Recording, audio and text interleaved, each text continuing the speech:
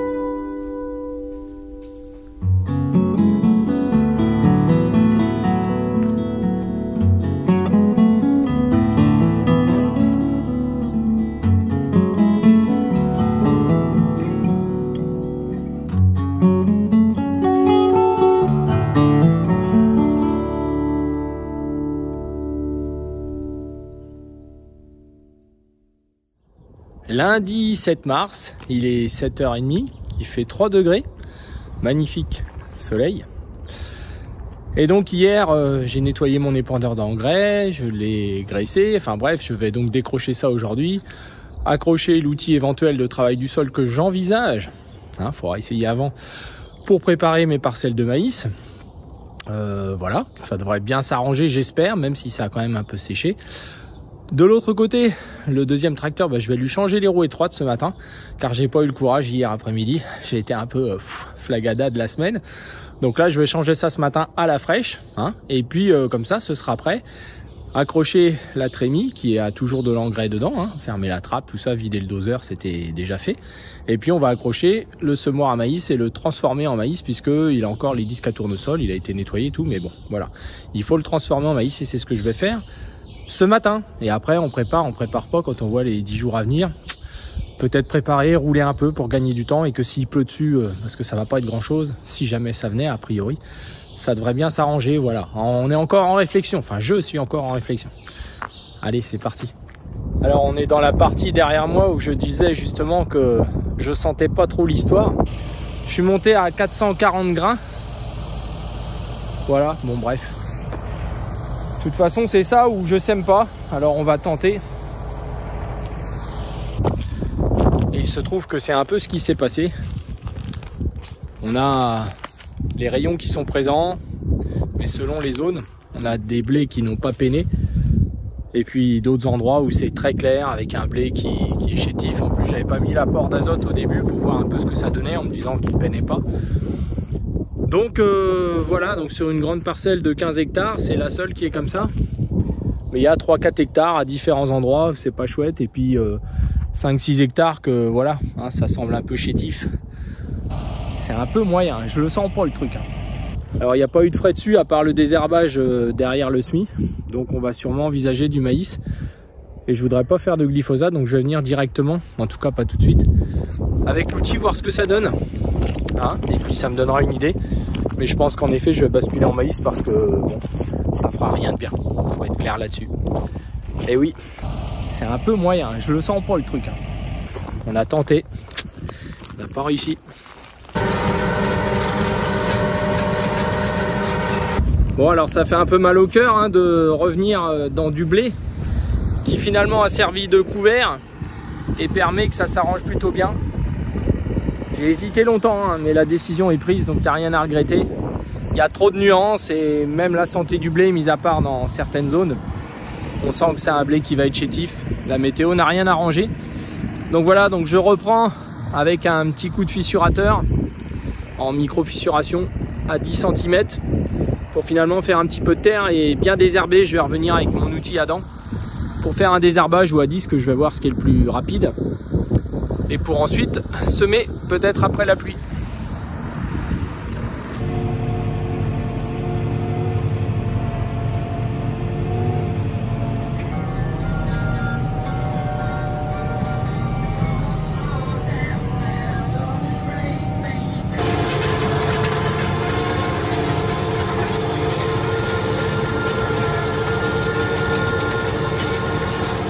Alors la décision a été prise de faire du maïs à la place de l'installation plutôt difficile de cette culture où j'avais même retardé le premier apport d'azote pour voir ce que ça allait donner.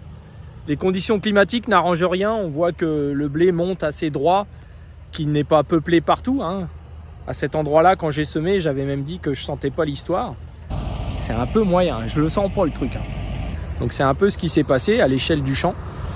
Donc je pense que c'est la bonne stratégie. De toute façon, quand on prend une décision, on pense toujours que c'est la bonne, même si c'est pas quelque chose qu'on est habitué à faire, de recommencer une culture. Mais je pense qu'avec les années climatiques qu'on a aujourd'hui, c'est peut-être quelque chose qui va arriver plus souvent qu'on le pense. Je le constate aussi sur le terrain par rapport à beaucoup de mes collègues. Alors c'est pas un drame si ça nous coûte pas trop cher à refaire, hein, c'est surtout ça l'enjeu. D'où l'intérêt de certaines des techniques que l'on peut faire, hein, qui peuvent participer à ça. Donc là, je vais sûrement repasser un coup d'outil à dents ou à disque, je vais voir, pour bien affiner un petit peu, parce que c'est assez grossier. Hein. On est dans une parcelle qui s'appelle les terres jaunes, hein, si vous vous rappelez, donc assez argileuse. Donc voilà, donc avec des zones bien sûr différenciées.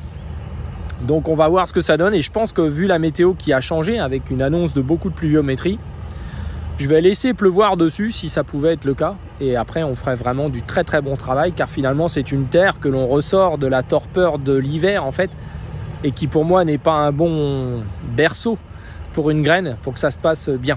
En tout cas c'est mon ressenti, voilà. Donc j'ai d'autres parcelles par contre sur l'autre ferme où j'ai juste un petit coup de préparation à faire, un seul passage d'outils. Ce sont des limons et j'envisage là de les semer avec facilité, mais j'ai peur aussi au regard des quantités de pluie annoncées. Donc c'est encore une décision que je n'ai pas prise. Voilà, pas facile hein. Bon allez, on continue.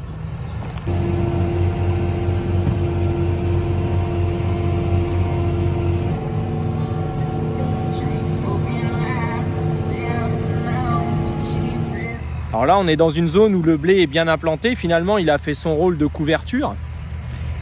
Il a fait son rôle d'occupation de l'espace et de protection du sol.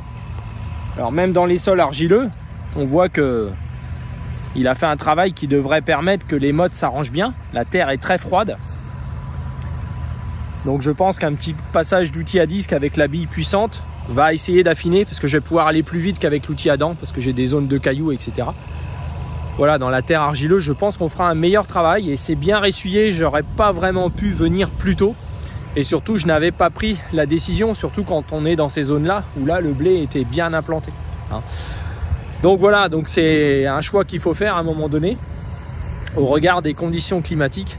Il faut s'adapter. Et puis dans les zones limoneuses, on voit aussi par la terre fine qu'on a fait simplement par le semis derrière le maïs, on a fait finalement, on a fragilisé la structure. Donc si vous vous rappelez, hein, je voulais juste vous montrer, comme la dernière fois sur l'autre ferme,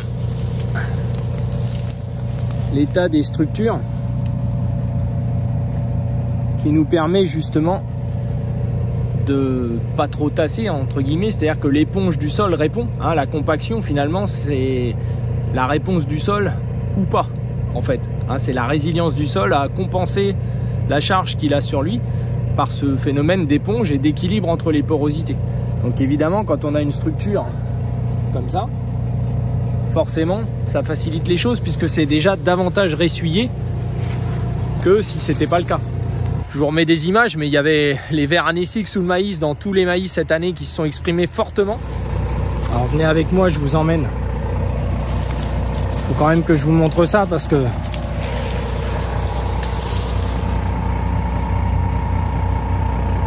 regardez.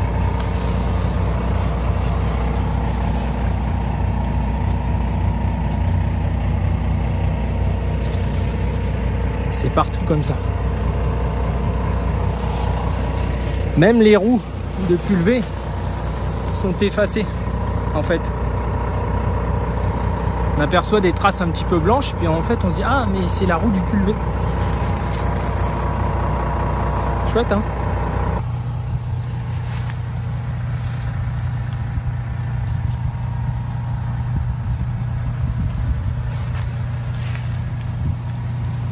Là ce sont les roues de pulvé.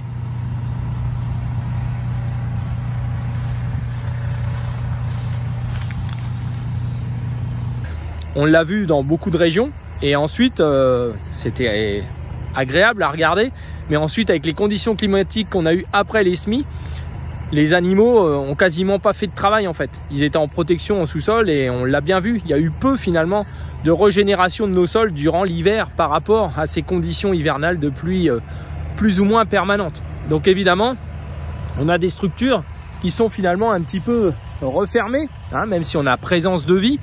Mais c'était pas suffisant pour se dire on peut semer directement, pourquoi pas.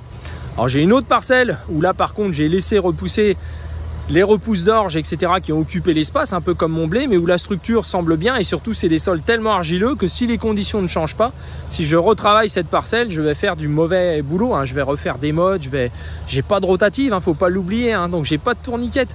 Donc ça on peut pas, là un coup de tourniquette, mais ce serait, parce que c'est des belles mottes en fait, c'est des mottes qui vont bien s'arranger, vous connaissez la chanson. Donc voilà, donc l'idée c'est peut-être qu'une pluie dessus ferait que ce sol là ressortirait de cette torpeur hivernale et serait, je pense, un meilleur accueil pour les plantes. Donc on va voir ça au fur et à mesure du temps. Mais bon, ça m'était jamais arrivé de faire ça, ça fait bizarre. Mais bon, laisser du maïs au milieu de blé, etc., ça me résout pas mon problème. Là, je vais faire un maïs, même si je le fais plus tard, je ferai une orge de printemps derrière pour bien bousculer les intervalles, pour le désherbage, pour tout ça. Et donc, ça me laissera le temps de récolter ça, même plus tardivement. Voilà, je pense qu'il faut... C'est une orientation que je prends là depuis 2 ans et qui est pas mal, hein. Ça se passe bien derrière, maïs, l'orge de printemps. Alors, je suis dans ma parcelle très argileuse, une de mes parcelles argileuses. Et cette année où je fais du maïs, elles sont majoritaires. Donc on retrouve nos petites mottes. Mais il faut être honnête, cette année, elles ne sont pas majoritaires. Alors ça peut paraître comme ça pas mal, mais c'est encore pas pour moi un bon berceau pour mettre mes semences de maïs. Je pense que ça a besoin de mûrir et qu'il pleuve dessus. Hein, donc on a quand même eu le blé, on a eu en fait une altération de la terre par rapport aux conditions climatiques. Et évidemment dans les sols argileux ça se traduit un peu plus par quelque chose de plus bouleversé.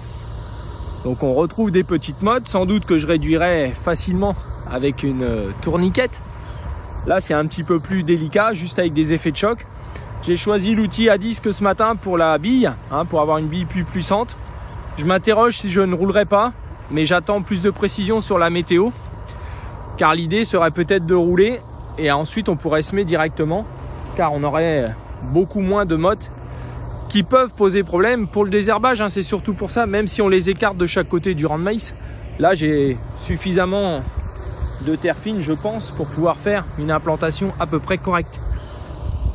Mais voilà, donc selon la pluviométrie, on se garde aussi le fait de pouvoir revenir avec un outil à dents cette fois pour faire le lit de semences. Affaire à suivre.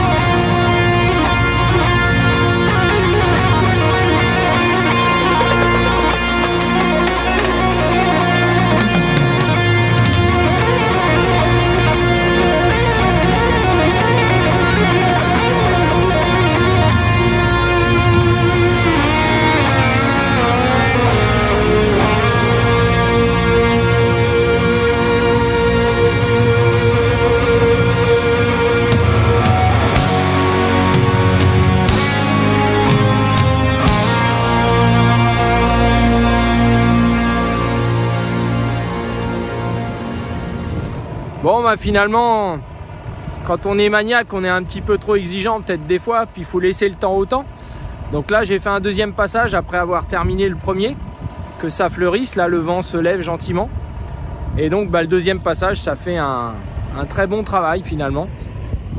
Le reste des mottes c'est le semoir à maïs qui va les séparer, c'est pas méchant. Et même dans les parties très jaunes finalement, ça s'arrange bien. Les mottes n'étaient pas si fermées que j'en avais l'impression tout à l'heure. Il fallait aussi un petit peu de temps, hein. On sort des soldes de l'hiver. Là il fait 11 degrés. Bon voilà, il faut que ça se fasse. C'était là l'automne dernier où je disais que le Smith blé je le sentais pas. Bon bah vous voyez, j'avais pas tort. Même si c'était qu'une partie. Alors c'est comme toujours, à un moment on prend la décision et puis voilà, hein. On y va. Donc je vais essayer de semer quand même au moins ces deux champs là ici par rapport aux conditions annoncées. On est donc mercredi. Voilà, demain je vais essayer de semer ça parce que là ça va bien aller, c'est bien assoupli. Et si jamais il pleuvait plus ou moins beaucoup, après il faudrait retravailler pour reprendre ce type de terre. Donc vraiment je voudrais éviter ça. Et a priori la pluie, moi je pense que hein.